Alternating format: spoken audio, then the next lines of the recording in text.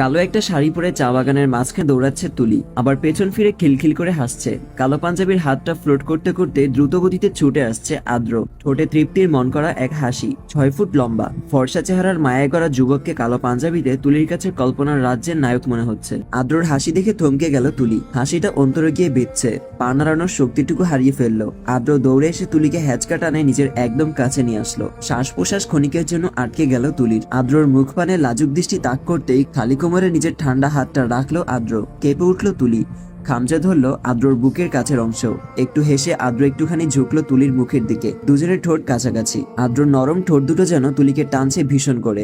ভিতর জুড়ে শুরু হলো প্রচন্ড তোলপাড়। নিজের ঠোঁট আদ্রর ঠোঁটের হালকা স্পর্শ অনুভব করতেই চোখ মুখে বৃষ্টির ছটা আবিষ্কার করলো। রৌদ্রময় দিনের বৃষ্টির আগমন। আবারও আদ্রর ঠোঁটকে আঁকড়ে ধরতে নিলে ভিজে চুপচুপে হয়ে গেল পুরো মুখ। লাফ দিয়ে উঠে বসলো তুলি। আমরিনকে দেখে মুখ ফুলে বিছানা থেকে উঠে গেল। উচ্চস্বরে আমরিন দুষ্টু হেসে বলে উঠল, সারা রাত আমার ভাইয়ের বুকে ঘুমিয়ে পুষেনি তাই না?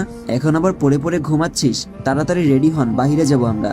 দেরি হলে কিন্তু ভাইয়া সে রেডি করিয়ে দিবে, তার জন্য মোটেও কর্তৃপক্ষ দায়ী থাকবে না। আমরিনের কথায় লজ্জা পেয়ে দৌড়ে ওয়াশরুমে ঢুকে গেল তুলি। এসে গোসল করেনি, লং জার্নি করে টায়ার্ড হয়ে পড়েছিল। দরজায় পিঠ ঠেকিয়ে 2 হাত দিয়ে মুখ ঢেকে নিল। ইস, কিরকম স্বপ্ন দেখলো আদ্রকে নিয়ে। নিজেকে নিজেই ধিক্কার জানাতে ইচ্ছা করছে। আচ্ছা, যদি সত্যি এমনটা হয়? আর ভাবতে পারছে না তুলি কিভাবে প্রকাশ করবে নিজের মনের কথা আদ্রর সামনে। এই সাহস যে নেই। আদ্র যদি ফিরিয়ে দেয় অথবা থাপ্পড় মেরে দেয়, সেটা ভেবেই শিউরে ওঠে তুলি।